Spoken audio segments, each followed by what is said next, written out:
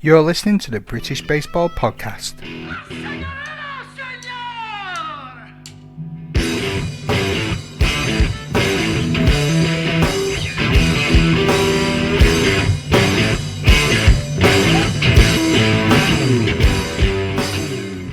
Hello, baseball family. Matthew here again with another episode of the British Baseball Podcast, and I'm joined by two extremely distinguished gentlemen decked out in their blue Great Britain hoodies and caps.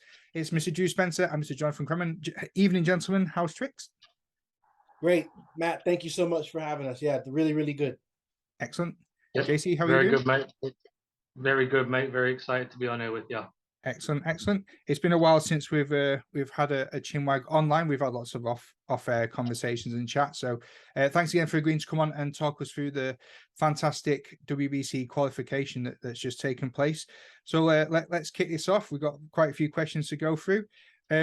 So how hard was it to try and put this squad together? There's quite a lot of new additions to the roster. Do you want to talk us through that process? Yeah, absolutely. I mean, and I tell you what, like, I've got a perspective on this, but John was part of the staff that, spent countless hours on this. So I definitely would love John to share a little bit of his perspective here as well.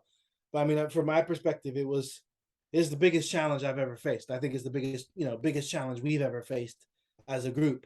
I think because, we knew a couple of things. One, there was a very, very good team put together for the previous qualifier, which never happened.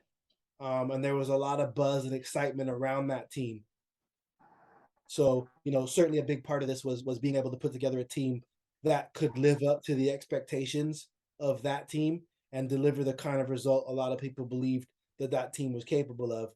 And I think then you add to the fact that in the previous qualifier in 2016, we were one game away. So, I think that there's this pressure to make sure that the next team up continues the trend in the right direction and that we don't go backwards. And that we make full advantage of the opportunity that we had. So there was a lot of pressure on us. But fortunately, we had a really, really good, very dedicated team looking at kind of every aspect of what we would need to compete. And, John, I think it'd be great for you to just share a little bit about that from your end. Yeah, I mean, it was a deep and varied effort. I think first of all, we're fortunate with our coaching staff to have people like Brad Marcelino and Connor Brooks and Zach Grastar, who are in organizations or involved with Major League Baseball, and that allows us to maybe expedite some conversations and really get down to the nitty gritty of things very early with some players. There's for all the hard work that we did, there is a luck based element. Brad becomes the Mariners AAA hitting coach, and they happen to draft the kid in the first round whose parents were born in South London. And him and Brad talk, and he comes out and is the best player at the tournament. So for all, I think we did a great job. There's always an element of luck about this stuff. And then it was just about trying to make sure that we covered every base. We knew that the Bahamian players, or some of the Bahamian players, would be eligible. So we got Albert Cartwright in very early. Drew did a really good job there of making sure we had that link with AC, and AC really gave us some really invaluable information. And then just hard work, searching birthplaces and hours and hours and hours spent on Baseball Reference. And we managed to put together, I think, a pretty special bunch. Yeah, there's some fantastic players. I mean, I think a lot of us became Harry Ford fans overnight. Just it was an absolute dream to watch. I can only imagine what it was like seeing him live in person. But yeah, we edge of the seat stuff from back at home. Who were you most excited to see in the squad once you found out they were available or eligible? That's a tough one. I mean, you have some known quantities, right? So we'd seen Aaron Singh, we'd seen Shamoy Christopher, we've seen a Michael Roth, or a Dan Cooper. But I have to say, even with those guys, there's this added element of what are they going to bring to this party? Because the WBC qualifier is a level above every other tournament we'd played in, so it was exciting. I was as excited to see, Hoop show up, having put in the work he needed to put in to be a part of this team, as I was to see Donovan Benoit or Anthony Seymour or Michael Peterson. You're excited to see each of them for very different reasons. And I'm sorry, I know that's a very head coach answer, to not single anyone out, but genuinely was, like, will Kennard Dawson find another level like he did each of the last 2 times he suited up for us? So yeah, you wanted to see a Harry Ford, you wanted to see a Michael Peterson or a Tanaj Thomas, Chavez Fernander, like those names that you've read about and who are at those higher profile spots in the game right now. But you also want to see what some of your tried and true veterans are going to pull out of the bag when they show up to camp. Yeah, true. When you got all the pool of names together, how hard was it? What were the biggest challenges and hardest decisions, I should say, when it came to actually putting your final roster together? Cool. I mean, again, like, John, I'd love to hear your thoughts on this too, because I think we all played a role in thinking about how to get. So you start with a 50-man interest list, and then you get down to a 35-man list, and then from the 35, you got to pick your final 28. So we had to do this a lot, and actually sometimes you have to revert back to the 35-man because this person now can't come, or this person's team's in the playoffs. So we did that funneling process a lot. I think some of the hardest decisions are when you have 3 viable candidates for one spot. Yeah.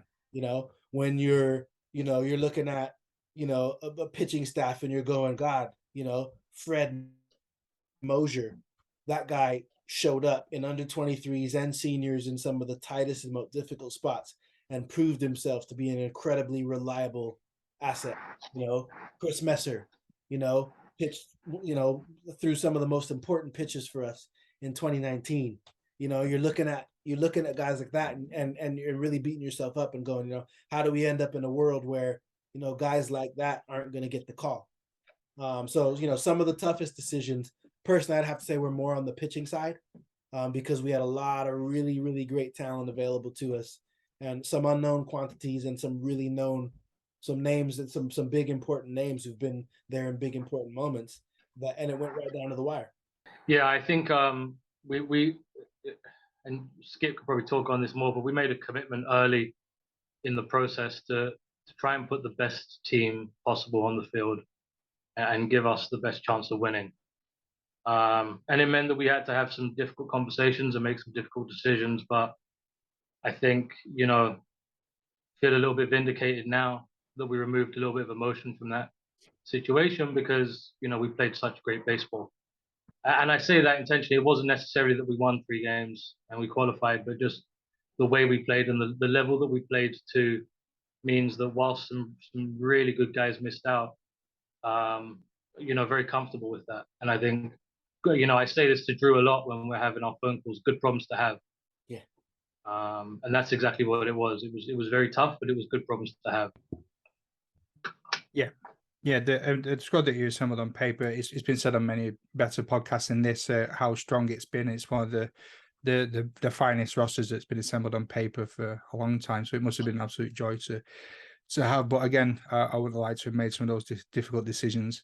No, you're not wrong. I mean, it's interesting. We both watch. I forget the name of the Netflix series, but I think it's the Coach's Playlist or something like that. But it was a really great line that came out of that the other day from Doc Rivers, which is "Pressure is a privilege." Yeah. And so yeah, I mean, and that was 100% applied to in-game moments. But I rewatched that the other day, and that was one of those ones of there were some really, really high pressure decisions about who would make this team and who would make the lineup. And you do have to look at that and go, it's a privilege to have that pressure, to be in that situation. Indeed. So what was it like then when you finally got all the group together? What were the first few days like? Because you had a bit of time to prepare when you got into Germany.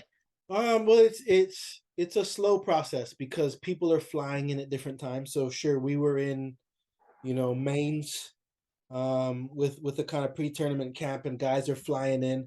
The affiliated players are not allowed on the field, so they fly in a bit later because there's an official report date that's issued by the tournament. But what's nice about it is you get the first opportunity to put the group of men together and see how they interact and what they're like as people. The skills. I mean, by and large, numbers don't lie. By and large, right? Like they, so you know who's a good hitter, you know who's a good defender, you know who's a good pitcher. What you don't know is the makeup of the individual. What are they going to be like as a teammate? What are they going to be like under pressure? And so a lot of camp is about piecing that together and understanding that. And I have to say, like, my experience this time around is like every time somebody new arrived and got a chance to do what they do, whether it was take batting practice or throw a bullpen, my excitement levels just shot up. It was like, I mean, guys, we as a staff were going, we have a very good baseball team before we'd seen any of them in person. But then as they showed up, it was that validation. Yeah, this is a very talented group of individuals. What we saw on video or on Baseball Reference is playing in real life in front of us. This guy's going to get people out. That guy's going to give pitchers problems. No ball's going to land in our outfield. It was just you start watching it, you just get more and more excited and just like ready, anticipating what they're going to be like when the umpire says play ball. Yeah, I think especially the first few days, like Skip says, we've done this for a few years now, and whenever you bring a new team together, there's always a new energy. And the big thing that stood out for me on day one, and I'm sure Drew would agree, was very interesting seeing a guy like Anthony Seymour 2 hours into his first GB practice, kind of taking a leadership role and having fun and being himself and bringing very much his energy. And anyone who knows him will know exactly what I mean. It's an amazing energy to be around. And then seeing a guy like Dan Cooper and guys like Mike Roth kind of grab hold of the younger guys on the pitching staff and really start to develop that bond. It happened so early with this team. And I think for me, it relaxed me a little bit, and it was a really good portent for what was to come. Speaking of which, how well do you remember the tournament? I rewatched it 4 times. Yeah. Yeah. Because me and Drew were talking a bit just before you arrived, JC, about just seeing how well you remember it. We're going to do 2 truths and a lie. All right, let's do it. So we're going to give you a bit of information from the tournament and see if you can work out what's a lie and which are facts. All right, let's have it. He's completely the wrong guy to play this game with, by the way. How come? Because Cramman can tell you the third pitch that was thrown to him in his second at bat of a game when he was 16. Right, moving swiftly on. Let's have a look at the. I was blessed with decent memory, Matt. I'll borrow some of that then, please, if you can. It'd be a joy to not have everything written down on post-it notes every time you wanted to ask a question. It's always one thing that amazes me about baseball players. You can ask them about anything like that, and they can just reel it off. It is amazing. You're like robots. I should have picked this. I've always been jealous of the guys who couldn't remember a thing. We had Richard Klein come and see us a couple of times in Germany, an old teammate of mine. I used to be so jealous of Richard because he couldn't remember anything. Couldn't remember what happened in his last at bat, what town we were in, what the pitcher's name was, anything. And it meant that he played with complete freedom. I wish I could have had that. Brilliant. I love Richard. I had him on the show. It's like one of the first guests I had on in this new season. Such a great time chatting with him. He's the man. I only realized he was out there when Andy Brown said that he met with him when he was over there. And it just made me miss it even more. I wish I'd managed to get on a flight and come over and see a game or two. And sit in the stands, you eating some bratwursts. So every time the camera cut away, you just see you sitting there eating something. It's just like, that looks so delicious. On a scale of 1 to 10, how good is the ballpark food compared to other stuff that you've tried? I think personally, all round facility, it's the best in Europe that I've been to. I was fortunate to be in Haarlem earlier this year in Holland for Haarlem Baseball Week, and that's a bigger facility with more seats. But Regensburg is incredible. It's major league setup. I mean, it's incredible. Yeah, it did look fantastic from the screen. Again, it's just another one of them. I just wish I'd been there in person to see it and sampled it. It looked amazing. Yeah, it really did. So let's have a look then at the first game. Do you want to talk us through that one? It was the big victory against the French. Would you like to talk us through the experiences of that one? Yeah, absolutely. I can start. And again, John, let's just jump in on this. But So obviously the France game, in many respects, was the game I was most nervous about. I think you're trying not to listen to any outside influences, but we're reading the pregame, pre-tournament recaps, breakdowns, and there's a lot of, well, these guys are good. Great Britain's got a really great team on paper, but we'll see if they can gel and if they can play as a team. Getting a lot of questions about managing against Bruce Bochy, you know. And although we had scouted the teams and had seen the rosters, you don't really know what teams are going to be like till you see them get going. And that's true for both, the team you're managing and the team you're facing. So probably the most nerves for me was going into that game compared to either of the other two. And then I think once it got rolling, and I saw what our team, the way we were battling, it was the way we, even early on when we weren't necessarily scoring tons right away, we were having good at bats. The energy in the dugout was positive. If a guy did something great, the team was up. If a guy didn't succeed at the plate, the team had his back. They were just all picking each other up. So what I observed right away was like, oh, we're a team. We are all locked in. We're here to win. And then after that, I think it was just making sure that the pitching plan was working, and we were staying on that process, which credit to Zach and Connor, because they couldn't have scripted the whole tournament out better than they did. It was incredible the work they did. And so just that made the job really easy, just following the plan, watching it go. And I think it felt a bit tight early on, and then once the offense got going, for me it was it was quite a relaxing game, just watching the guys work. It went from stressful to enjoyable. I never felt like I became a fan and was watching. You're managing every aspect of the process, Yeah. but it got fun. And it was really exciting to see the momentum build and the guys' confidence build. And I think watching the body language of the team walking out of the tunnel versus the body language of the team walking into the tunnel told me everything I needed to know about how that week was going to go. Yeah, I think for me it was a day of a lot of emotions, right? I think so. I had been an advanced scout for teams, but I had never been the team's advanced scout. And so that was an interesting emotion, knowing that I would be watching the game from the bleachers, and it was something I was really apprehensive about pregame because I've never done it before. I've never watched GB from the bleachers before. It was the first time we sung "God Save the King" after the Queen had passed away, sadly. Oh, yeah.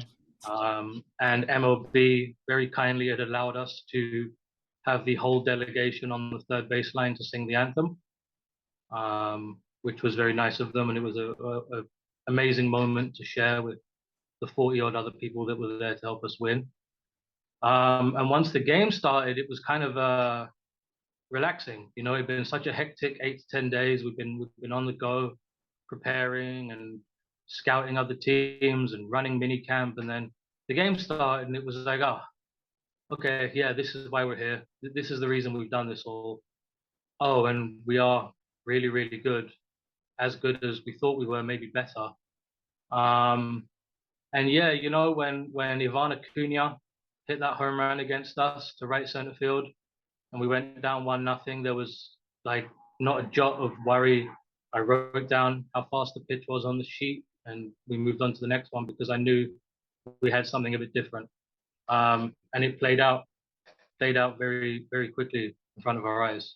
That's interesting. What were the best sort of stats that you found about your own about GB? What was the story for you then from the bleachers? It was fun watching Michael Peterson throw 97. That stood out if you wanted a number. Seeing 97 on a radar gun from a baseball thrown from a British pitcher was pretty fun. I think for me, it was less about a stat. For me, it was more, and this is probably from a coaching perspective more than a scouting perspective, but I could see how tough every at-bat we were having was. And I was with Lee McPhail, who was another one of our scouts, and I was saying to him, we're a nightmare to pitch to, because even if you have a 1-2-3 inning, you've thrown 19 pitches and given up 2 loud foul balls, and nothing was easy. We didn't give anything away, and it just filled me with such confidence because I can see Skip nodding his head. We've both played against teams with that type of offense, and it's exhausting. It's relentless, and it wears you down, and it creates fear and worry and doubt. So I knew pretty early, even 1-0 down, the way we were putting together at bats, we were going to have a really good team and a really good shot. Yeah, I mean the 14-4 scoreline was just like I think if anyone had nerves going into it, I think after watching the performance, a lot of people were believing that it was ours for the taking or ours for the losing. It was so impressive to see. But I think the score is a little bit of a misnomer, and I'll only say that because it was 6-3 in the 6th or even the 7th, maybe. You know, France played great, and they were a great example of a team who were way better in person than they were on video. I definitely walked away from that game with way higher grades on the majority of their players than I had from before the game. So it was, we won 14-4, but it was a good ball game. It was a close ball game, and they played us really tough. And Drew, to say that you were nervous before it, you didn't show it at all. Throughout the whole tournament, you had like rested, not phased face, if that's such a thing.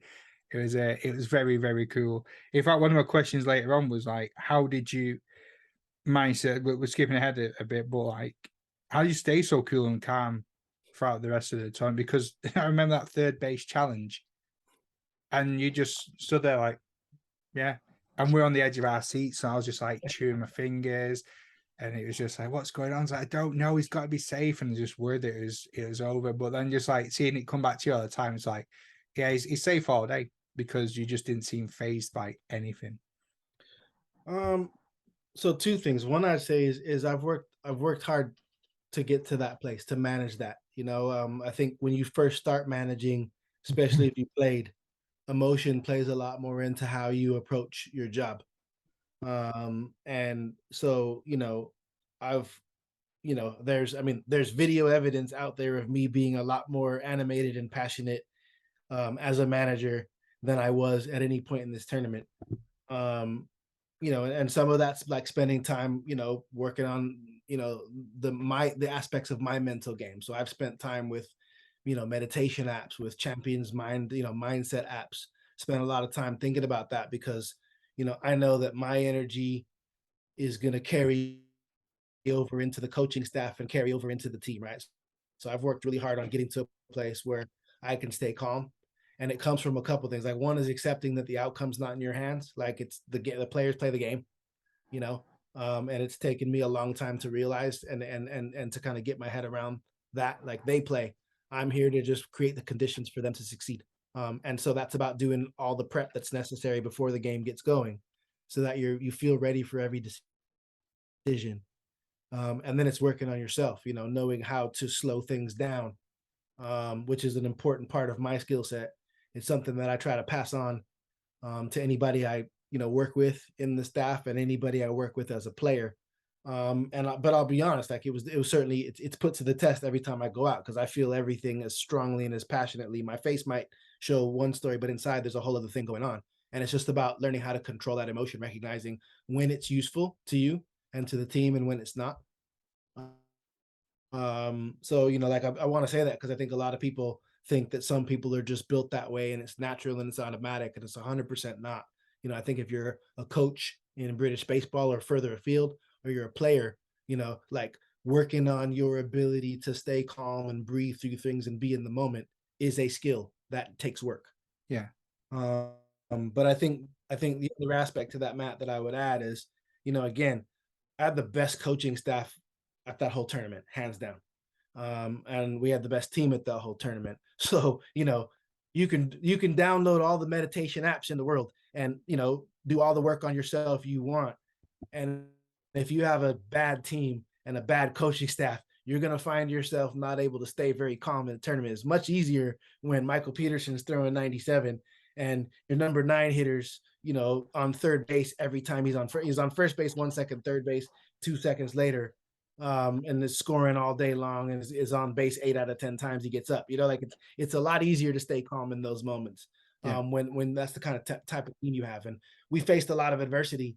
And I think, as Cramman said, we knew who these guys were once we saw the first few at bats against France. So there was never a point where I felt like this group of men can't handle this situation.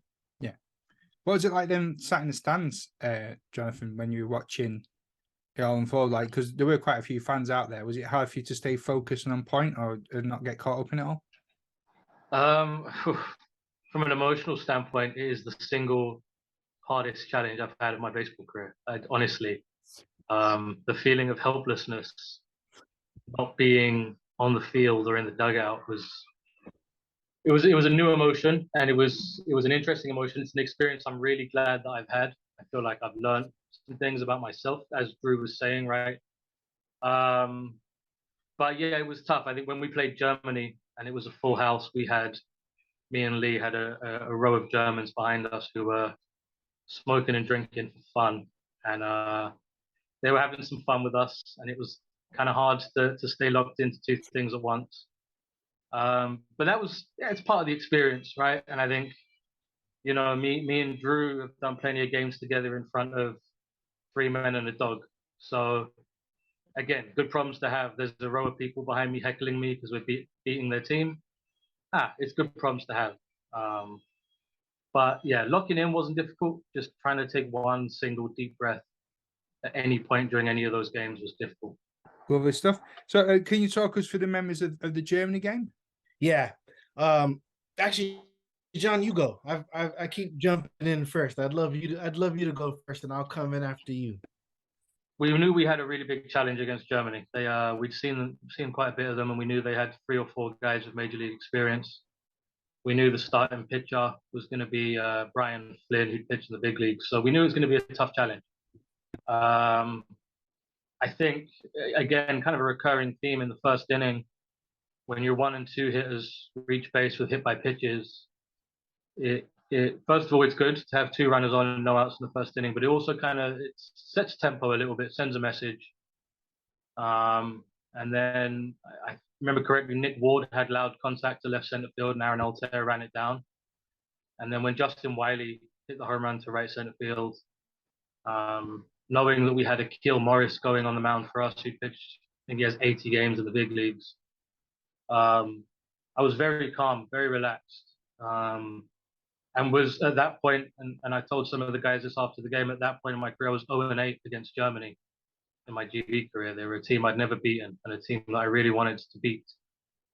But that first inning, again, and even when they scored in the first, just very confident, very relaxed, knew that we had some really good arms coming out of the bullpen, and that if the script went how we thought it was going to go, we were going to be fine. The rain delay could have kiboshed things a little bit for us. I think it could have been a momentum killer. It could have really helped them. But we did. I think our boys did a great job of maintaining their energy. They got in the cage. They got their swings in. They got back down into the dugout and were ready to go. So for me, the Germany game was the most relaxed I was at the whole tournament. It seemed like I don't know, just seemed like business for our guys. Yeah, it was really nice to be a part of.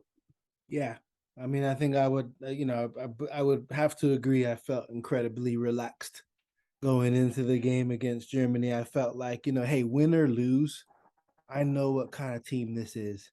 And if we lose, it's going to be a hard fought loss, and it will be a close game. Like, we're not going to get blown out by anybody here at this tournament, and most certainly not Germany. I haven't lost as many times to Germany as some of the guys in the program have, but they put it on us in under 23s in 2019 is the only time I've managed against Germany. They put it on us, and it was a tough one because we'd come off that exciting win against the Dutch in the first game, showed up the next day not having managed the energy. I think I think we were a bit flat in that game because we'd had such an emotional victory the day before. So, for me, the game against Germany started the minute the France game ended, because I was very clear. I was like, my message to the team, which was very brief, was basically, you haven't done anything yet. You won one game, and the last time we won the first game of the tournament and had to face Germany the next day, they handed our behinds to us. So I want to make sure that tomorrow we show up, and I said to them, this is a business trip. Don't forget that. Yeah. So So, I think for me, I was locked, I was calm, but I was locked in and focused. I think that was the game I wanted to win the most, and I think being a competitor and knowing that they were going to have, between 2,000 and, 2,200 people in the stands waving the big heads of all their players and, with their mascot walking around, and we're on their home turf. God, if you're a competitor, if you're a competitor, you live for that situation. So I was amped. Like I wanted to take it to him. And like, we knew our pitching would be superb. We knew clearly we could score runs. They had a guy with MLB experience starting against us. And so, I think the only question mark for me was, how will those first couple innings go? Will we need a minute? Because the caliber of pitching we're going to see today is probably going to be a bit better to what we saw in the France game. So, that was the bit for me, was like, do we need to think about any adjustments on offense or any of that sort of stuff? But, you score 14 runs, you turn to your, Brad Marcelino running the offense for us. Hey, do what you did yesterday. It was quite an easy task. Like, just, score 14 runs again, please. No problem. And he just about delivered. Yeah, he's doing a banging job. Brad Martin on the GB squad qualification. He gets in the Mariners organization. See what happens over there. Yeah, secret sauce. Yeah, it's great. I love Brad. Great dude. It was good to see him out there, out and about as well. With the, you mentioned there about the pitching and the lineups as well before we get into the Spain game. You only made I think only 1 or 2 changes to the lineup throughout the whole of the tournament. How hard was it with all the talent available, was it to set that initial batting lineup? And also, how did you sort of manage the expectations with such a talented bullpen as well? Putting the first lineup together, most difficult one I've ever done. And we've had some good lineups put together, but again, it's kind of like we were saying earlier about the roster. You have Aaron Singh on the team, right? Aaron Singh, who was probably the best, offensive player, if not the best player at the Euros last year. Yeah. First time he suits up for us, he's an absolute phenomenon at the plate. Revives his career, shows up, still swinging it well, looking great. Like, that guy's not going to be, you're drawing it out. And you're like, God, Aaron Singh's not in this lineup. Shamoy Christopher, right? Switch hitting, like, beast of a man who was amazing at managing the pitching staff last year. Like, instantly earned the trust and dedication of his pitching staff at the Euros last year, right? That guy's not going to start. Sure, Harry Ford's great, but like, you're looking at it going, Harry Ford's great, but Shamoy Christopher's really not going to be in this lineup. Aaron Singh really not going to be in this lineup. Like, that was hard. So we went through permutation after permutation after permutation. And it's the process we always go through. I get every guy, hey, Cramman, what's your lineup? Mars, what's your lineup? TS, what's your lineup? We even invite the pitching guys, Grafser, what's your lineup? Brooks, like, these are all baseball guys, right? So we look at that and then we rewrite them and we discuss it again and we rewrite them. And it was really, really hard. Got a little easier after the first game. Yeah. It's like, hey, we scored 14 runs yesterday. We scored 8 against Germany. Like, let's roll the same guys out again until it breaks. But yeah, the first one was very, very tough. I think just because the general caliber of player that we had available to us. Yeah, and then I think on the pitching side, is different. The tournament rules dictated a lot of how we needed to approach it. Yeah. Right. And I think if those tournament rules weren't in place, I think with some pitchers, not with the pitching staff we had, because they were committed teammates, they were bought into the culture, right? And that helps so much. But I think with some pitching staffs, it might be difficult to say, hey, you flew halfway around the world to pitch 2 innings on a Wednesday, and that's it. But again, credit to Zach and Connor Brooks, because they scripted it out. They had a plan, game 1, game 2, game 3. I've rarely seen a plan work as well as it did. Like, that we never veered from it. There was never like, well, that's gone wrong. What do we do now? It literally every step of the way. And so I think when you have a plan, it's solid, and you can sit guys down ahead of time and talk to them about what's going to win, what the tournament rules are, and what we need from you in order to make this happen. It gets a little easier to do. And like I said, credit to the guys because they were bought in. And Cramman mentioned it earlier, when you got guys like Dan Cooper and Michael Roth, veterans who've been there before and done it, and they're setting the example from day one about the goal here is to win as a team, and it's not going to be about any one of us as individuals. Playing for Great Britain is special, and we're doing this for all of the people, all the years that have watched us not win. Yeah. So we're doing this for them, and when they're setting that example, nobody's going to argue with them. Yeah, and I think I got to jump in here and give some kudos to Skip. Once we had all the affiliated guys there and we had 28 men on the ground, as it were, in the hotel on the first day, we had a team meeting after our MLB mandated meeting where Drew had all the players, all the coaches, all of the support delegation, Andy Brown, the painter, Paul Stoddart, the photographer, literally everyone who was involved in the entire effort, a whole team meeting. And we ran around one by one, all 43 people, however much it was, and said who we were, what our hometown was, and what our link to GB was, and what it meant to us. And I've done some of those meetings before in the past with GB teams or with other baseball teams, but this one was different. It had a different feeling about it.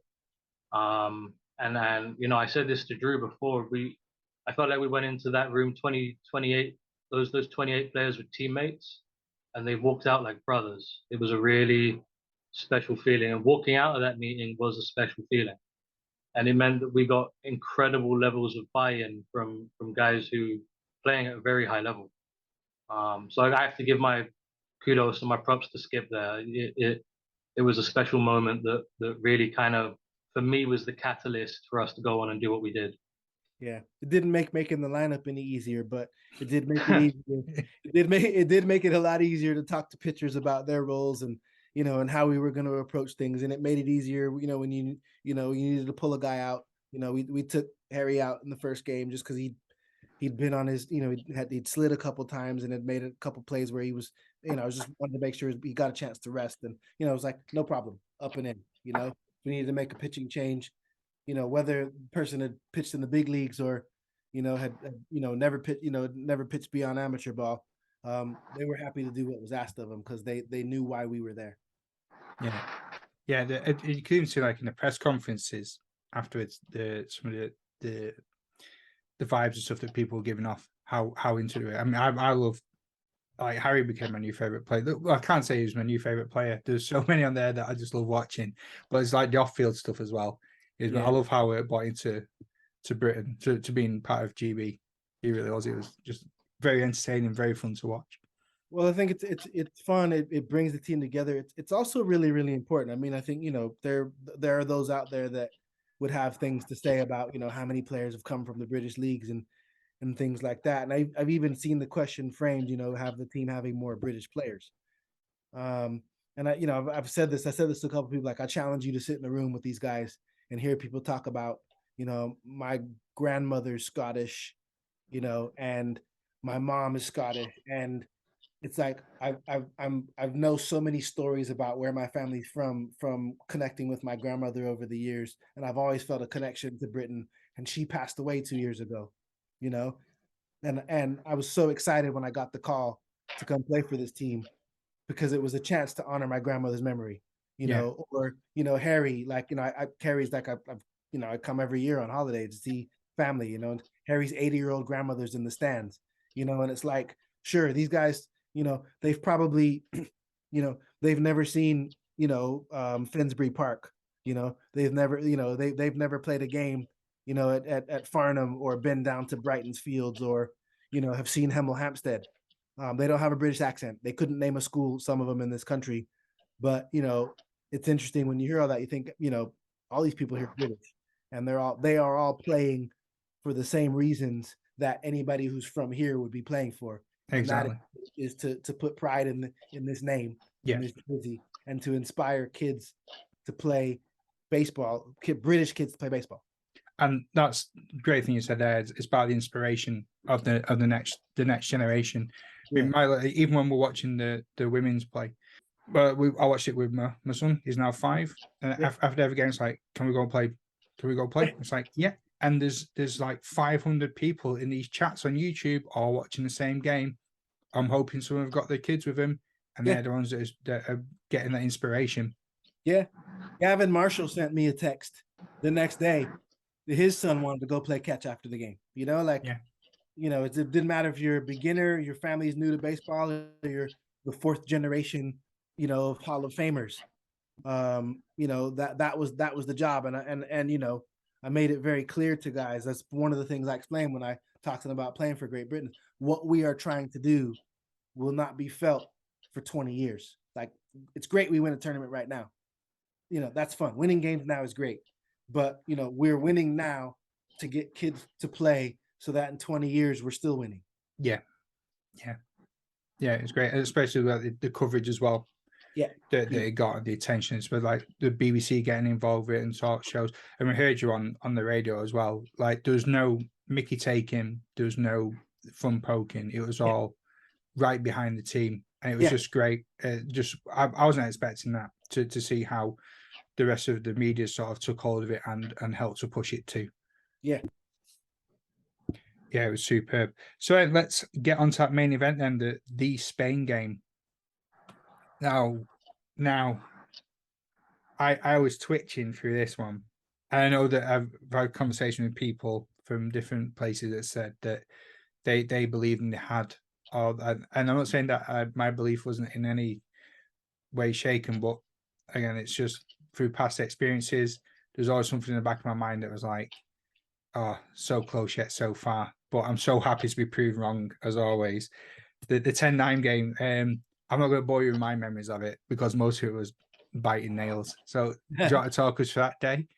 Yeah. I mean, you know, pressure is a privilege, right? Said that earlier. So woke up definitely like, wow, today's a day we can do something that we've all been working towards, that we've all believed in, that, you know, my personal confidence and belief has tripled in the last 3 days. You know, like, I woke up that day going, I should be feeling quite nervous, but we've got the better team. And it was like momentum's on our side. We've got the right culture. Like, these guys are bought in. They are playing for the right reasons. We are prepared for whatever they have to throw at us. We've done our homework. And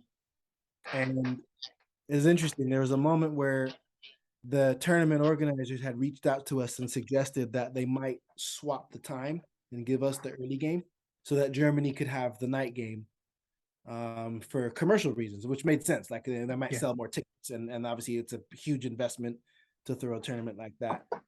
But they had told us, we made some counter arguments. And upon reading our counter arguments, they came back and said, no, we need to keep your game at that time. And at that, I knew when I heard that we were going to, you know, we were going to get the game time that we wanted.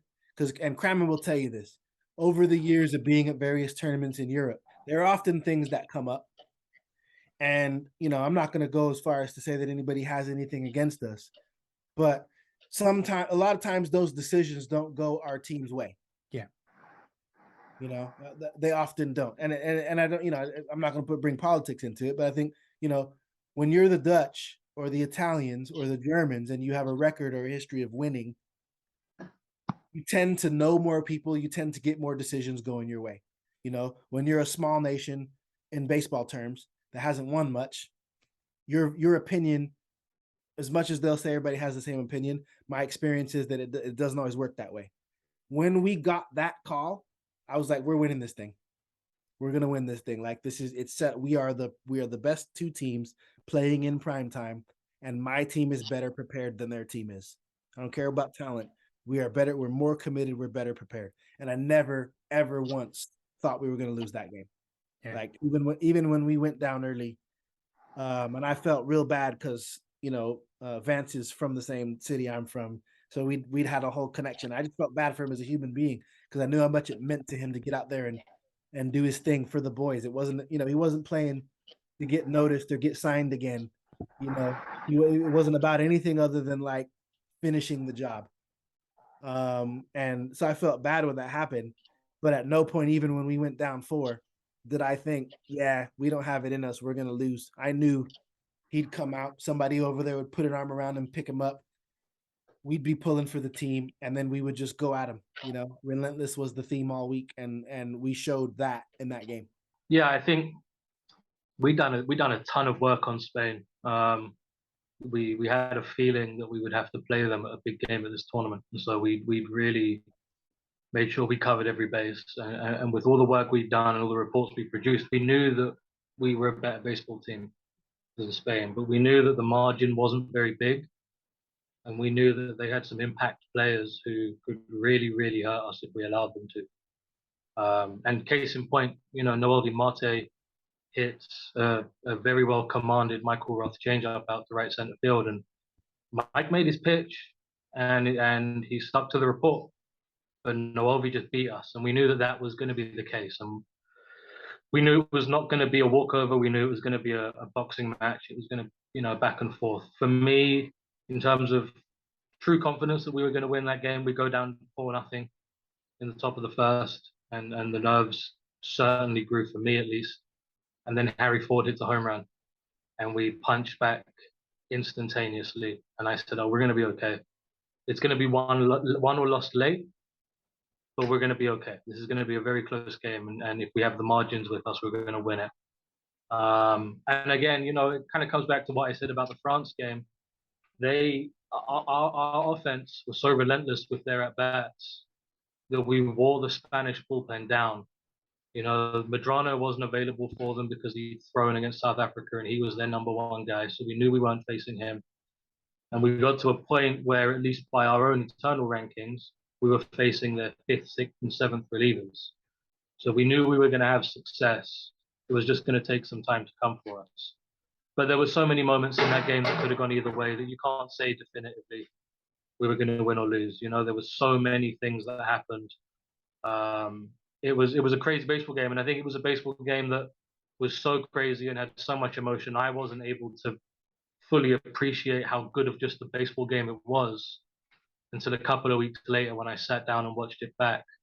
So yeah, lots of confidence that we were good enough to win the game, but not true. We are winning this game confidence until Harry hits that ball in the first. Yeah, my memories of that game are just nearly waking up my son from upstairs, me being sat downstairs with some expletives. We've been a family show. I was over the moon is an understatement. But I'd done a really good job of not celebrating throughout the whole tournament. I was like, be professional, cameras, professional. And from Deshaun Knowles' 2-run home run onwards, I completely ditched that policy and celebrated everything wholeheartedly. I yelled so hard when Jaden Rudd hit that home run in the 9th that I think I pulled something in my neck.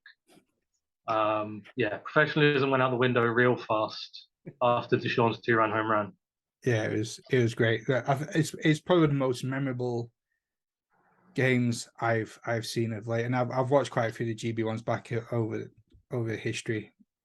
It's on YouTube, whatever I can get my hands on. But by far one of the most entertaining I've seen in a long time. It was so good to see.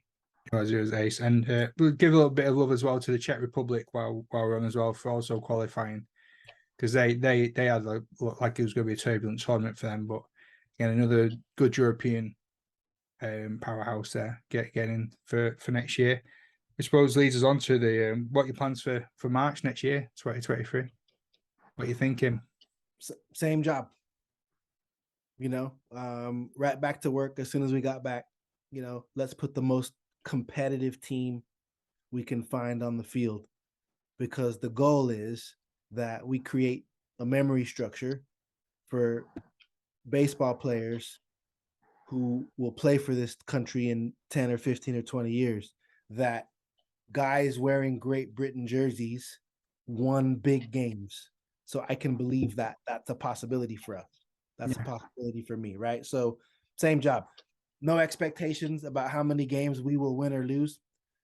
We'll be better than the uninformed think we are. There will be those that just see the name Great Britain on the tournament list and will make some of the jokes I've already seen, which crack me up online. So there's been some absolute crackers, just on Reddit and, on Twitter, just people making speculation about our chances. I'm not going to speculate. All I'm going to say is that, we're going to be a better team than, people who are uninitiated think, and we're going to take the same approach. We're going with the goal to win. That's the plan. Let's go win the tournament. Let's surprise some people. Let's make history again. Yeah. And if we don't, then as long as we were, good people who played the game right and knew what they were doing it for, then, hey, then it was, then it was a good experience for us. And so that's the plan, a lot more hours, a lot less sleep than any of us were probably expecting to have for the next few months. But that's what it takes. That's cool. Do you think that underdog status helps the team? Like people writing them off and making the jokes. Does it light a fire on you a bit more? Yes and no. I mean, I think. Sorry, that's my laptop letting me know I got ridiculous emails. I think if you're a competitor, you find ways to have a bit of an edge, and so being seen as the underdog is a fun one. I've been on a lot of teams, and I've been in a lot of situations in life where I was underestimated. And I can use that. But and look, at the same time, I've been on teams that were dominant. You think about some of the teams that John and I have been a part of in the last few years domestically.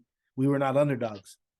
And yet you still find a way to motivate yourself. So yeah, I mean, look, obviously, if you are the underdog, use it. And I'm certainly gonna, we're certainly gonna talk to the guys about the fact that everybody's gonna look and see Great Britain on the schedule at the WBC and think, great, easy game.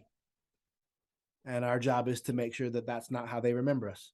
Yeah, I mean, I'm kind of in a similar spot to Skip. I think it's something that I used to use to motivate me, but that was probably just the competitor in me trying to find an excuse.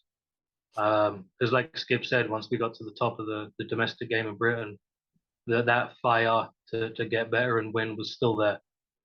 For me now, it's kind of the antithesis of that. Actually, the outside noise doesn't matter. What anyone else thinks, figuratively and literally, doesn't matter to us. It's just about what can we do to fulfill our mission statement, to fulfill who we want to be as a program, and to ensure that, as Drew talks to all of the staff about all the time, how is this helping us for the next 2, 5, and 10 years, right? So yeah, this tournament, no, and I think for the next one, no. It's just, it's about working harder than the other guys. To be honest with you, and there are times when I want to go to sleep, and I think to myself, well, maybe the dude from Italy's working right now, so I'll just do another hour. But that's not an underdog thing. It's just about competing and making sure that we can make more memories like we did a couple weeks ago. Yeah, that's really cool. And there's going to be a lot more players available this time around as well. There's a certain player plays for that little team in Miami that sort of mentioned he'd like to put on a GB jersey again. What's he called? Chisholm something? Yeah, he's not bad. Yeah, I heard he's good at hitting baseballs. Yeah, he's not bad. Not bad at all. Well, he said he wants my jersey number, so he's going to have to see me first. Before we get him on the squad, I think the 9th inning might have said that that's Jaden Rudd's jersey number now.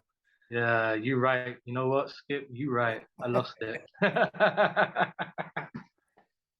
Yeah, it's going to be some more interesting headaches for you coming up in the future. But it's going to be great to see. Where would you rather be played? Where do you want to end up out of all the locations you could potentially go to? Tough one. That'd all be fun.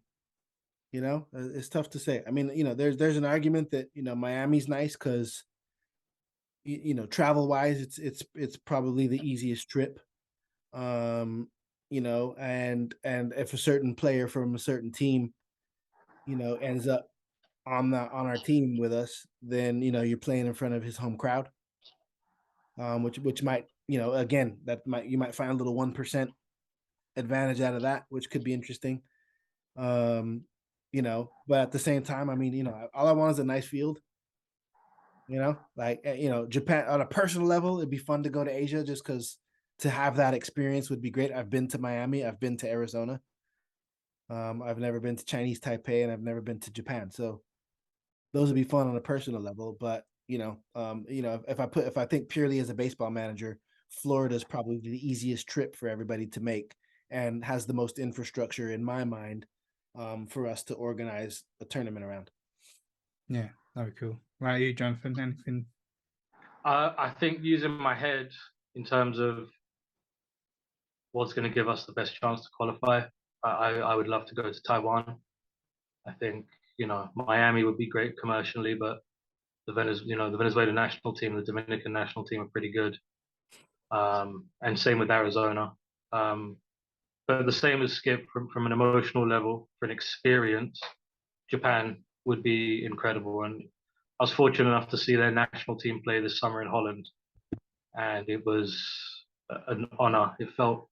I walked away from it feeling like I was privileged to have seen those guys go about their business the way they do. So to have the opportunity to go over there and really immerse yourself in that culture for a week or two would be amazing.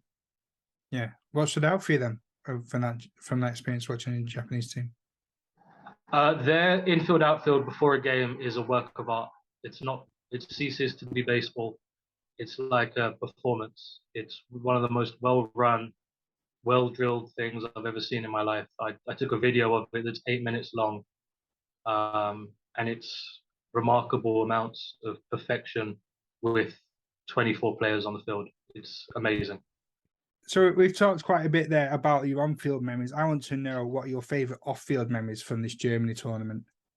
Definitely what used to be called the rookie ritual, which became known as anthem practice this time around. As you know, we always sing the national anthem, and before all the games. It's one of my favorite parts, again, about like the culture within GB baseball, is the ritual for a new player or coach is to sing the anthem in a public place together. And the last few times I've done it, we did it at the end of the tournament, but this year Michael Roth and Dan Cooper, leaders of the team, said that they wanted us to go out before the tournament got started and sing it, and so it got named anthem practice. And we went and found a nice place in the center of Regensburg, and all of us who are rookies, which includes myself and includes Cramman, for example, because this is a new level in the program for us. So we were rookies with the WBC team. So I think now probably my last time needing to sing the anthem. But at least at anthem practice. But doing that, it's always just a really fun, special time, And I mean, guys like our MLB appointed trainer, Jesse Guffey, was out there, singing it with us. So again, it's like, if you're new to the team this year, you're new to the team, whether you paint on easels, fix broken shoulders or swing a bat, doesn't matter. You're part of the team. So that for me is definitely a really fun memory. And just Anthony Seymour generally. Oh, what a guy. Yeah. He's my spirit animal. Yeah, no, and I mean, you saw the personality, oozing out of that guy on camera in the game.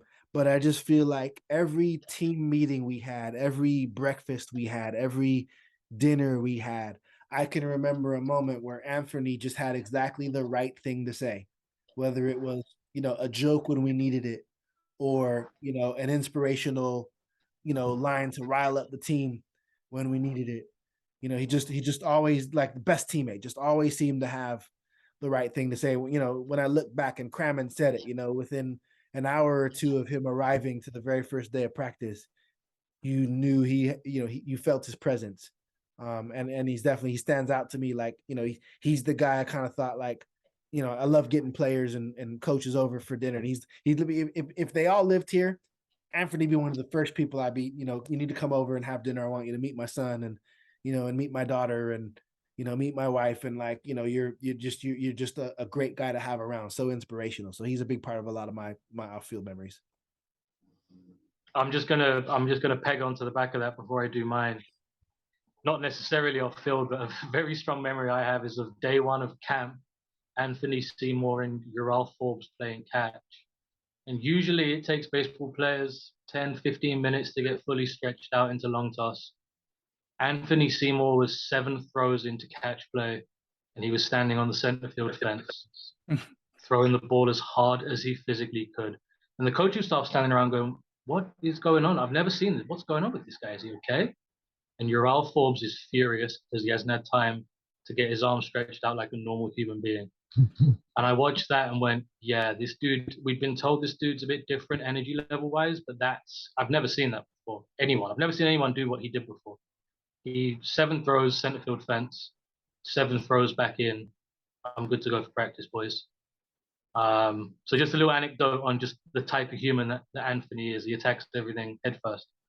Memories for me, I've got 2 really distinct ones. The first one is obviously after the Spain win, I rushed down to the clubhouse from the bleachers onto the field, started celebrating with guys.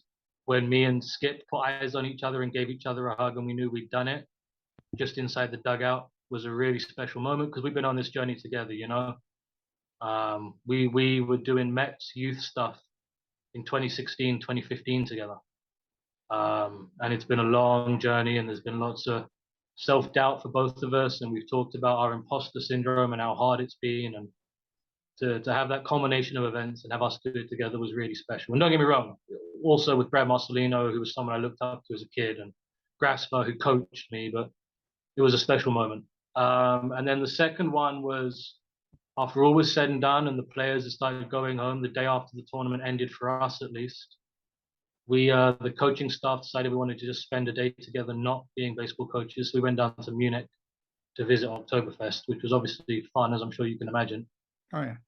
But the journey to Oktoberfest, sitting in the van with Skip, Connor Brooks, and Will Linton, I think all 4 of us kind of at the same time had oh, we did it sort of moment. At least I know it all sort of hit me on that van ride, kind of the scale of what we've done and all the hard work had gone into it. So that van ride will forever be burned into my memory as just a really special moment with your boys where you achieved something that you set out to do. Yeah, it sounds like a quiet afternoon out, that. Yeah. Yeah, it was super quiet, early night. Yeah, bit of easy listening on the way down there, you know. Yeah. Check out the local delicacies. Yeah, a couple of lemonades back to the hotel. Yeah. Made sure we stayed hydrated. Exactly. Definitely stayed hydrated. Yeah. Sensible. A little fashion fun. There's a podcast for another time. Oktoberfest fun. Right. 2 more questions for me before we get on to listeners' questions, because we had some that have come through. In your experiences, both of you as coaches of winning teams such as the Mets and the under-23s, what's been the common trend between the successful teams? Johnny, why don't you go first, man? I'd love to hear you. Culture, just culture, and just having guys playing for each other it's the secret sauce as far as I'm concerned. And you know, I've been on some really good baseball teams as a player that didn't win anything because we just didn't quite have that culture of willing to do whatever it takes because I know the bloke next to me is gonna do the same thing. And I think we've had a remarkable hit rate considering the nature of our program and how quickly we have to get these things together on the ground. We've had a really remarkable hit rate of being able to put together good culture. And I think that comes out of honesty with players.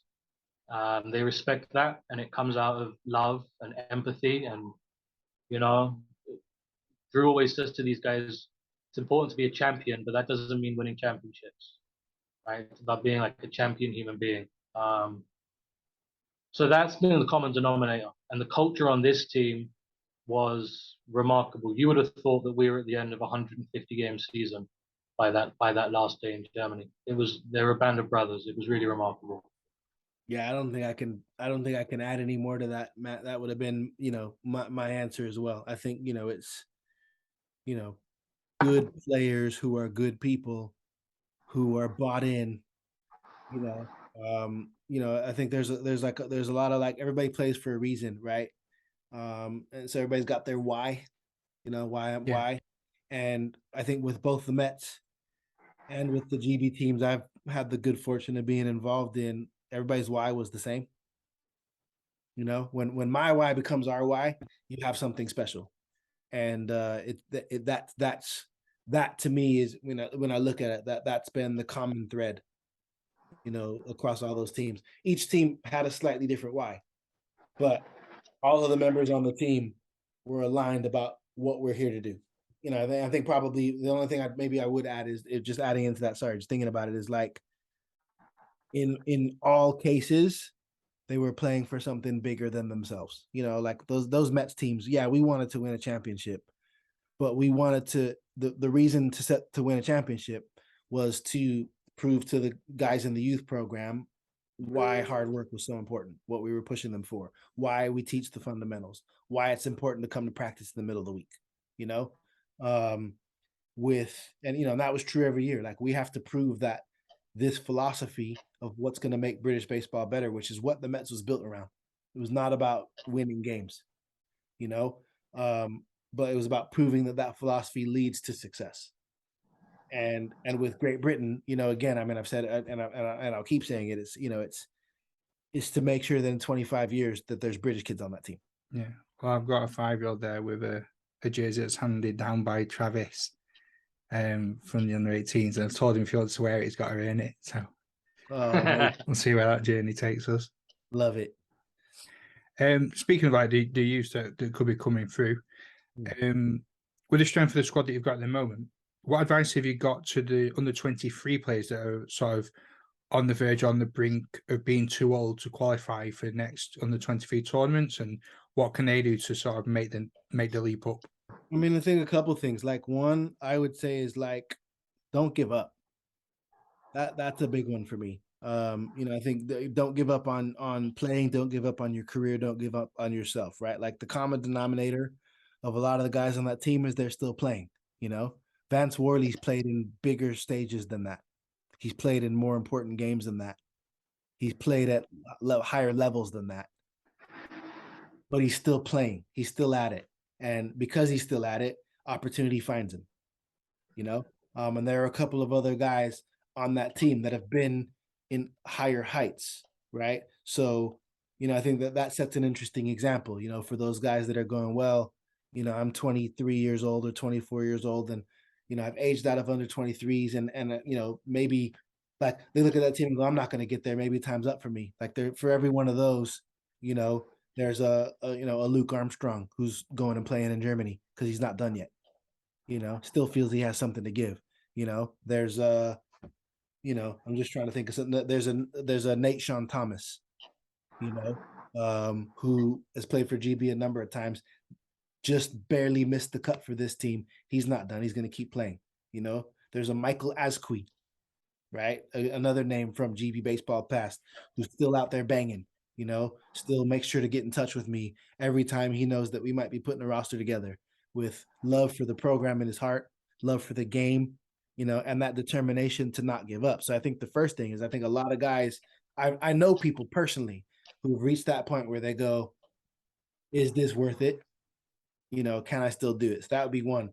The second thing would be get yourself into places where you can push yourself, where you're going to get the best and most reps, the best and most competition, and the teammates that are going to push you the hardest. If you're 23, 24 years old and you're playing somewhere that's not training during the week, that has teammates that don't take it very seriously, that doesn't have coaches who are teaching you anything or pushing you or challenging you, you need to get into a different situation.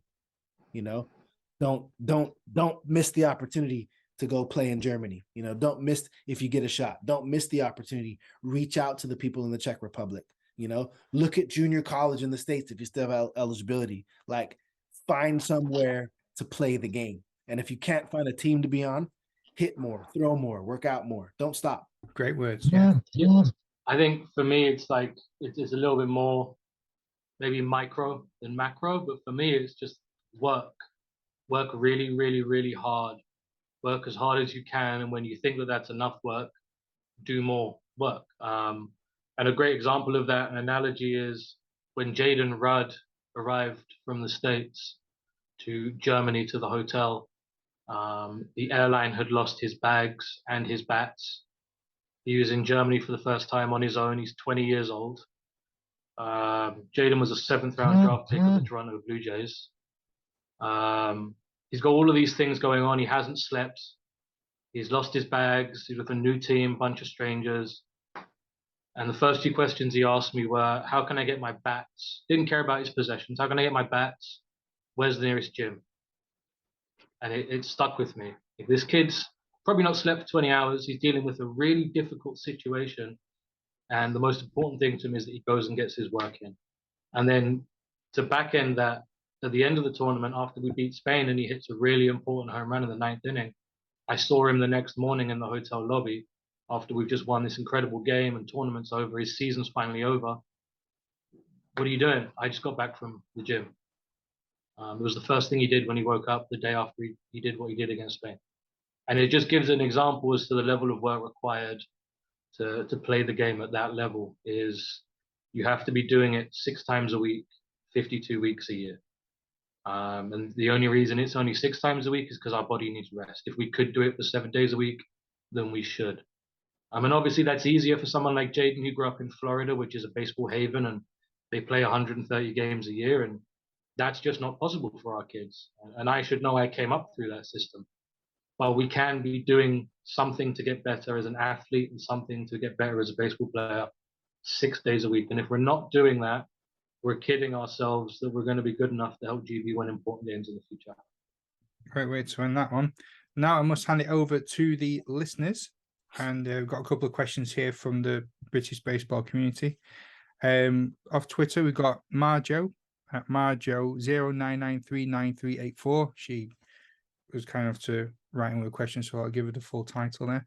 Any thoughts on how we can get baseball into the curriculum for PE teacher training in this country? Yeah. So that's a tough one. Personally, not growing up here, I don't know a ton about how to impact the national curriculum or the national PE curriculum. Certainly something that, you know, if people have advice on, I'd be more than willing to put time into helping because we need it.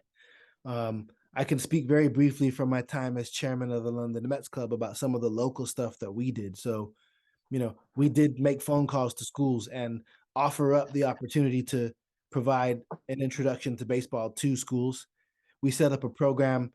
I say we, Eric Henson and Pietro Solecito, and the guys that were involved in the club before me were the real drivers of this, along with members of the board. But they reached out to local schools, and what they did was they offered to come in and do some baseball training at the school, and then invite all of the kids at the 4 schools to come to Finsbury Park on a Saturday to compete in like a cup, you know? So the 4 schools, it was four schools in Haringey, and it was, you know, and the whole idea was, it was called Mets on Deck. And so we'll teach them all, you know, baseball for a week, working with the PE program, and then get the PE teachers to form a team and bring them and compete for your school for a day's tournament, make it fun, and invite them out. You know, that doesn't put it on the national curriculum. I don't know that it fully does justice to that question that's being asked, but I do know that we have a couple PE teachers in the program. You know, we have people that are really passionate in the program that are trying to figure out how to infiltrate their local communities. And I have to say, like, phone calls and just volunteer time and the willingness to do it will often open doors. Great stuff. JC, you got anything you want to add to that, mate? I think the only thing I'd say is that baseball, strictly baseball, is something that's very difficult to execute in a PE setting, because it's a game that requires so much equipment, certain type of field, a lot of things that PE teachers don't have the means and ways to do. When I was a young man, softball was a part of the curriculum, and it was a good entry level sort of way to get kids throwing and catching a ball. And if they wanted to join their local baseball club, they could. I don't know if that's still the case. I think there is a way to get it into schools, but I'm not sure that baseball, traditional baseball that we all know, is maybe the most efficient way to do it. Yeah, it's interesting to say that because Cam from Manchester Baseball Club, who does the Ministry of Baseball Twitter, he's also asked, what's the best playground format to act as a gateway to the sport of baseball? Could it be stickball, wiffle ball, or baseball fives?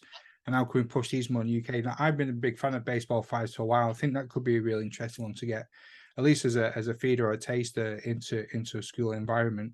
It doesn't really require much equipment. It's hand and ball, and off you go, I suppose. If I had to pick one, and I wouldn't want to, because I would want young people playing all three of those playground games that you just mentioned, alongside some others, like Pickle, was working on rundowns, right? But like all of those things teach important skills to kids in a simplified and very fun way, right? We grew up playing wiffle ball, and I guarantee you that as a hitter, some of my ability to hit curveballs and off-speed pitches and control the barrel the way I could came from each of my friends who had a different crazy pitch in wiffle ball, So learning to stay in because Jerry Paul's sideways slider broke late, and I knew that if I waited just long enough, I could drive it into the tree between the front window, and which was a home run, over the bush between the tree and the front window on the left side of his house was a home run. And when he dropped down to throw that slider, if I just waited, I could do it. And I guarantee you that's part of the reason why my eyes were trained to see an off-speed pitch, right? So you think about that. Stickball. I mean, Willie Mays played stickball, there's that famous image of him, being in New York and, playing stickball with the kids, right? So like that ability to control a stick, very, very thin, much thinner than a barrel of a bat. Again, it's an important part of what you learn. And the kids who are throwing the pitches, figuring out how to get a guy out, in within those constraints is great. And baseball 5, I'm gonna let John tell you, because there's a funny story from when baseball 5 first came to the UK and how we reacted to it as Mets until a teammate of ours changed our perspective. And John will tell this story way better than me, but again, it's a reason why I would never rule any one of these out. I think they need to be playing all of them. Yeah, I would echo that. They should be playing all of them, one of them, two of them, as much baseball type movements as possible at an early age is so important. So I think any of them, and the fact that he's thinking about that type of thing is awesome. And the baseball 5 thing, it's funny. When it first came out, I'm not gonna mess around. In our internal WhatsApp group for the London Mets, we were like, look at this nonsense. What is this rubbish? Baseball, you hit it with your hand and then you run around these tiny bases. This is dumb. Like, this isn't baseball. We play baseball. Kind of high and mighty, thinking we knew everything. And then Carlos Dominguez, who best player I've seen play in Britain, and I've been watching games in the NBL since 2000. Dude hit 24 home runs for the Mets in 3 seasons and was an incredible infielder, former affiliated baseball player. He was like, "Oh yeah, we played this growing up in the Dominican Republic. It's why we've all got good hands and can hit the ball." And the other 23 members of the WhatsApp group were humbled immediately, because the best baseball player that we had was like, "Yeah, this is really helpful." We were like, I wish I was as good as Carlos. Maybe. So that was a big turning moment for me, and I'm sure for Drew too. Like, baseball 5 has huge intrinsic value. But I think just for British kids, anything that involves throwing and catching a round object is going to be helpful. And hitting it. Yeah. Well, yeah. Definitely. Rich Evans from Bristol Baseball Club has asked, what will it take for GB to get into the top 10 of ranked nations in 10 years' time with at least 3 British base players on the roster?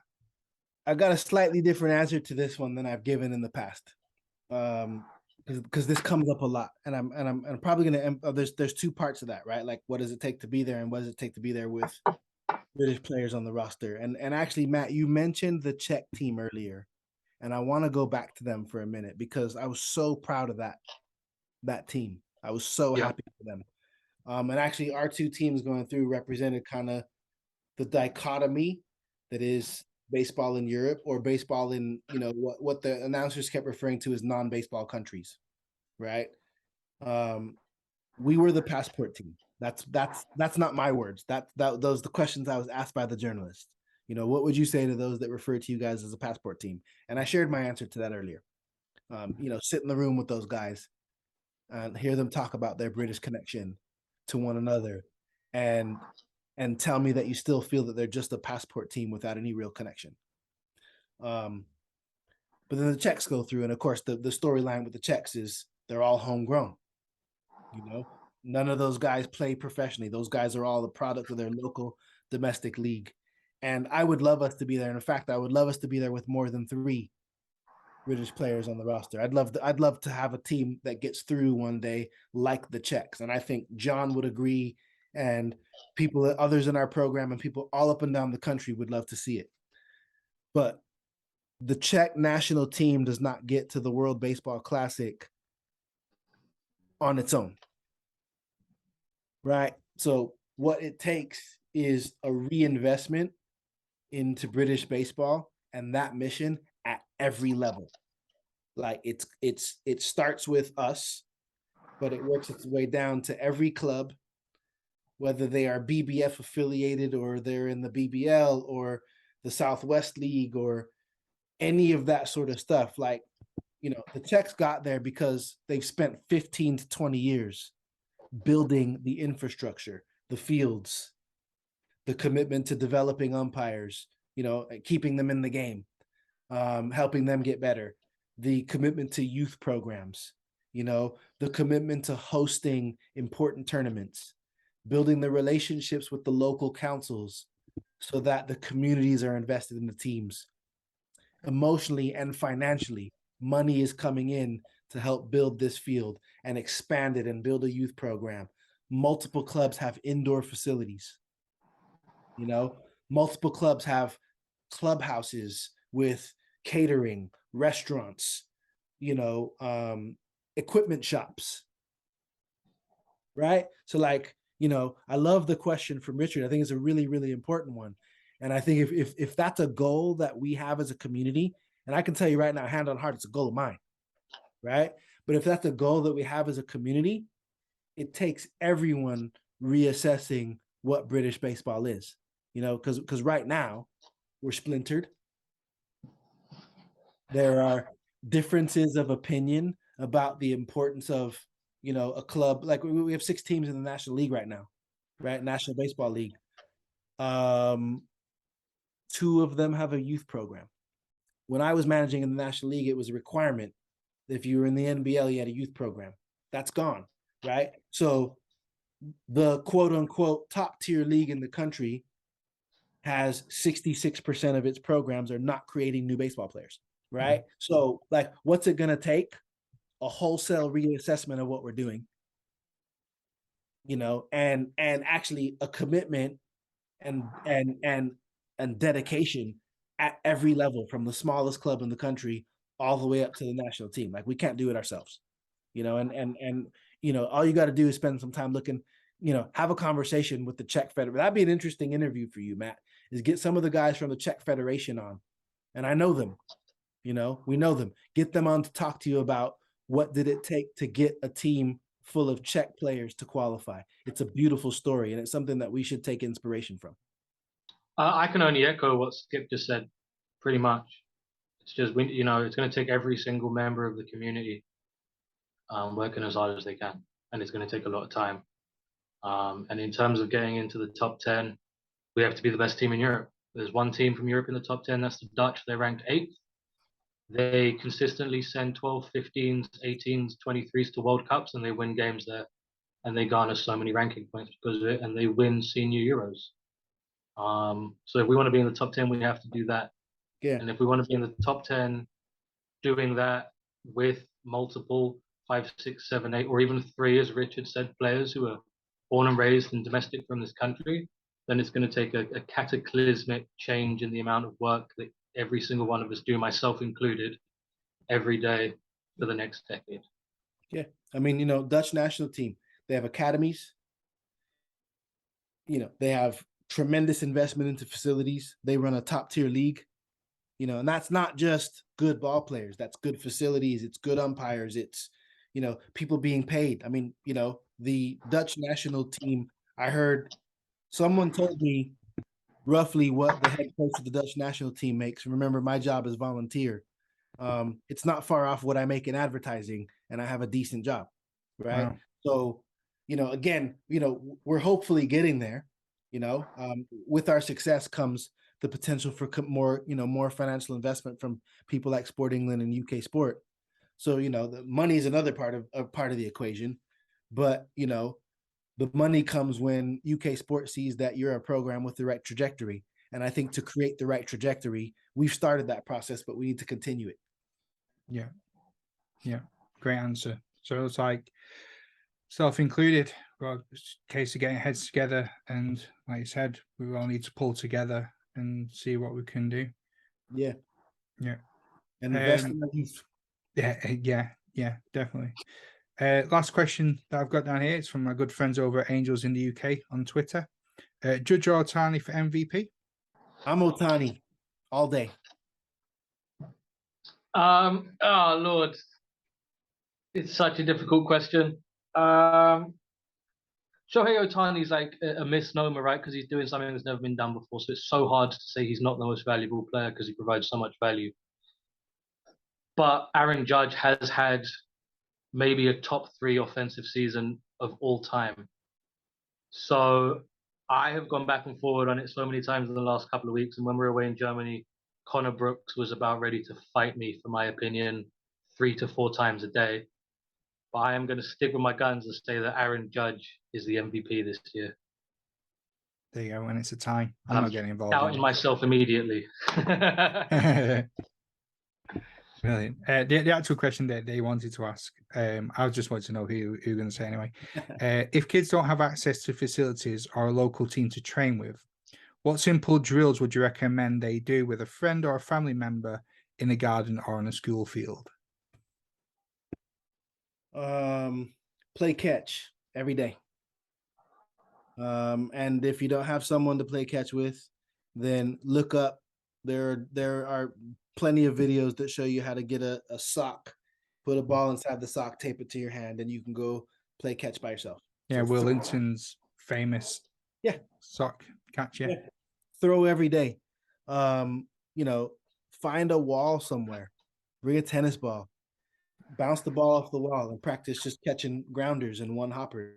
Like, I mean, that's something I did all day as a kid. You know, my mom was annoyed because it's just the sound of a ball bouncing off the wall all the time, right? But again, there's that. And then I'll add one more, and then let John, because there's so many, right? Like, in all honesty, just Google baseball in the Dominican Republic and look at what all those kids do. They're hitting bottle caps and whatever else. Again, it's something Cramman said. Throw and catch and hit a round object as much as possible, as often as possible. And if you don't have someone to do it with, find a wall, because a wall can throw you grounders. If it's that simple. But my favorite one, we're in Germany having dinner, and Jesse Guffey, who's our trainer, told us that minor leaguers now routinely demand PlayStations in the clubhouse, because MLB The Show and the artificial intelligence and the video rendering that it has now, it is a good enough proxy for them to learn things like pitchers' tendencies and stuff, that they actually do that. Like, so minor league, he was telling us a story about and I'm not going to name the name, but he was telling us a story about a top prospect in pro ball that some of the minor leaguers in the Dodgers organization were going to face. And one of them went out and hit a home run against this top pitching prospect. And Jesse was asking him how are you able to hit that guy? You've never seen him before. And he said, I had 35 at bats against him on MLB The Show in the clubhouse. So I knew exactly what pitch he was going to throw in what situation. And I knew what his fastball looked like when it moved. So you know what? If you don't have somebody to go out and play with, go play MLB The Show. Like, again, learn the game. It's just getting the instincts, understanding the situation, and developing the core skills. Yeah. I'd echo the wall ball thing that Drew said. Brendan Power, who is a long-time second baseman of the London Mets and who played for the Irish national team. I think he was a guest on the show too. Yeah, he has been, yeah. And Brendan is one of the most reliable infielders I've ever been around at any level, right? And Drew managed him. Drew knows if Brendan gets to it, he's catching it. During lockdown, Brendan would go out to the car park next to his house and throw a ball against the wall, and he'd catch it off 1 hop, off 2 hops, off 3 hops. He did 90 minutes of it a day, every day. So if one of the best infielders in the country, if it's good enough for them, then it's good enough for all of us. Wall ball's huge. But just bat and ball sports in general, right? If you can't play baseball, if you don't have the ability to, but you can play flipping badminton, great. Play badminton. You're improving your hand-eye. You're improving your ability to move laterally. You're improving your ability to be explosive. We just need kids to be at a certain spot at a certain age athletically. Skills can be taught, right? But athletic ability is something that is very, very difficult to teach after a certain age. So for me, it's just about making sure they're moving around as much. And what's funny is in the States right now, there is a lot of, discourse about kids specializing in baseball too much at a young age and how important it is for them to play multiple sports so that they don't get overuse injuries. And I would echo that. It's important for us to just play as many sports as humanly possible. Join your football team, join your rugby club, play tennis, play badminton, play baseball, swim, do whatever you can to make yourself a better athlete. Well, as one of my other favorite podcasts would say, that was certified audio gold. I don't know what you guys think, but that was absolutely fantastic. There's about 3 minutes left on this before we get kicked off my cheapo Zoom. So, gentlemen, the floor is all yours. Any last words? Any shout outs you want to give? I'll go first because I feel like it's only right that the skipper gets to go last. I'd just like to thank anyone who was in that delegation in Germany with us who's watching this. I reached out to some guys already, but just thank them for their efforts. I know how hard I worked, and the reason I felt compelled to work that hard was because everybody else around me was working just as hard. So thank you to them. I hope the community enjoyed it, and stay locked in because March is going to be a lot of fun. Oh, yeah. Yeah, I mean, shout outs wise, Glenn Robertson, Lee Yes. McPhail, Yeah. Will Lintern, Paul Stoddart, Liam Carroll, Jonathon Cramman. Did I say Lee McPhail? Because if I did, I should say it again. Lee McPhail. Jesse Guffey, Alan Dean, Brad Marcelino, Zach Grafser, Jonathon Cramman. I've said you again. Connor Brooks, T.S. Reed. What a hell of a group of people. Albert Cartwright. Albert Cartwright. There's just a hell of a group of people who all gave so much to make sure that those players had the opportunity they had. And you know what? Like, what was awesome was BSUK and the BBF coming together and working together to make sure that we had what we needed to succeed. Long may that collaboration continue. And then, Matt, yourself and John and, and all the guys at all the podcasts that picked us up. I listened to the Dodgers one. I listened to the one. I've listened to yours. All of you, just, your support, it means the world to me. You said at the beginning, we were just talking briefly about how many fun conversations you've had. And it's been the same for me. It's been so special to talk to all the people about our community, about what this meant to them. So, I definitely got to shout you guys all out too, because you guys keep the conversation going. Excellent. Well, gentlemen, thank you very much for your time. I really can't wait for the community to hear this one. I'm sure they'll have a great kick at this. And, well, I'll be in touch with you before March next year. I've got a stag do to plan between now and April. So I don't know where it's cheaper, Japan or Miami, but I think some like Skegness might be on the cards, but never mind. All right, gent, I won't take up any more of your evening. Thank you very much. Appreciate you. Take care. Cheers, take care. Cheers, Bye.